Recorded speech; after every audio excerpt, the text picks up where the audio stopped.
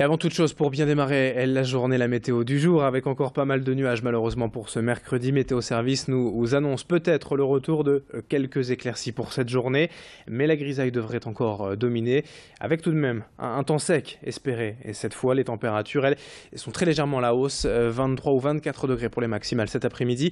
On en reparle en détail avec les prévisions météo complètes après le flash. Et pour démarrer donc tout d'abord ce journal, un focus sur la traditionnelle opération en tranquillité vacances. Comme chaque année, pendant l'été, il est possible de confier son logement à la surveillance des forces de police ou de gendarmerie. L'an dernier, dans le secteur d'Allen, les Hauts-Bourdins, nos journalistes se sont rendus. Près de 1000 demandes avaient été enregistrées donc en 2014 et à peine plus de 320 pour l'instant, mais en général, les particuliers font la demande au dernier moment. Le concept, en tout cas, je vous le rappelle, les forces de l'ordre viennent régulièrement surveiller les résidences concernées. Un petit tour du propriétaire afin de s'assurer que rien n'a été détérioré. Les agents n'ayant pas le droit d'entrer dans les maisons.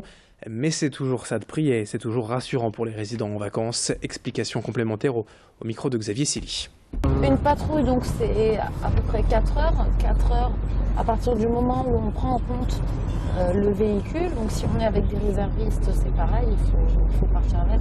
On va dire qu'on part au bout d'un quart d'heure et qu'on vient à peu près un quart d'heure avant la fin de service à l'unité pour redéposer le matériel. Donc à peu près 3h30 de patrouille effective. On se répartit les 10 communes que nous avons donc sur la circonscription d'Allen-les-Hauts-Bourdins. C'est un roulement. Forcément, on ne va pas aller voir tous les jours les mêmes habitations afin de pouvoir couvrir au maximum le secteur. Autre actualité en ce mercredi, les 10 ans de l'inscription des Beffrois du nord de la France au patrimoine mondial de l'humanité. C'est en effet le 15 juillet 2005 que l'UNESCO reconnaissait la valeur universelle et exceptionnelle des beffrois nordistes. Aujourd'hui, 17 tours traditionnelles du Nord-Pas-de-Calais sont classées, ainsi que 6 en Picardie et d'autres également en Belgique. Pour l'occasion, des visites gratuites et des animations sont prévues aujourd'hui.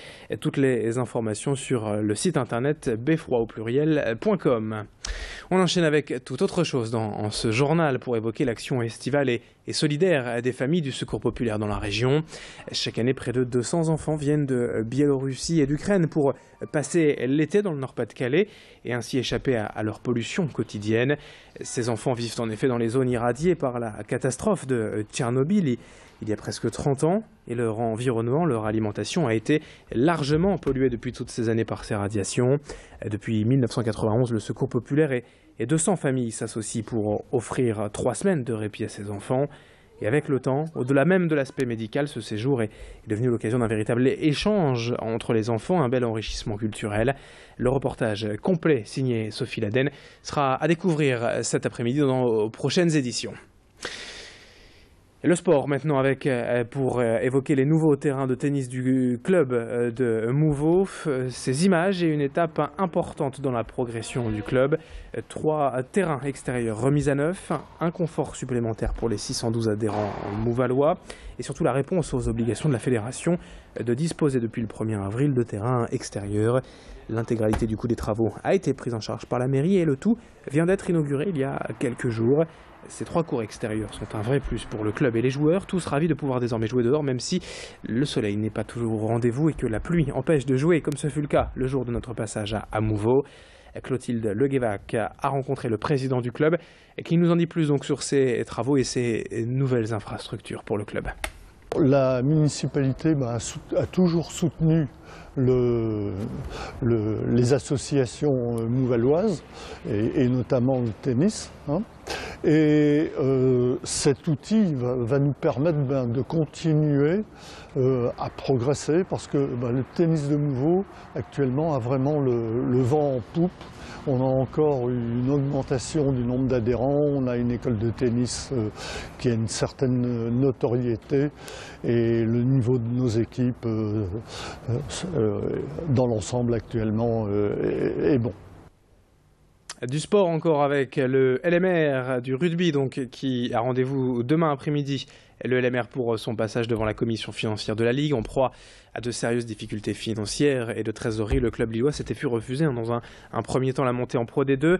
Mais depuis 3 semaines, l'engouement a été tel que les dirigeants se disent aujourd'hui tout à fait confiants pour présenter un bilan comptable serein et combler surtout les 800 000 € de déficit.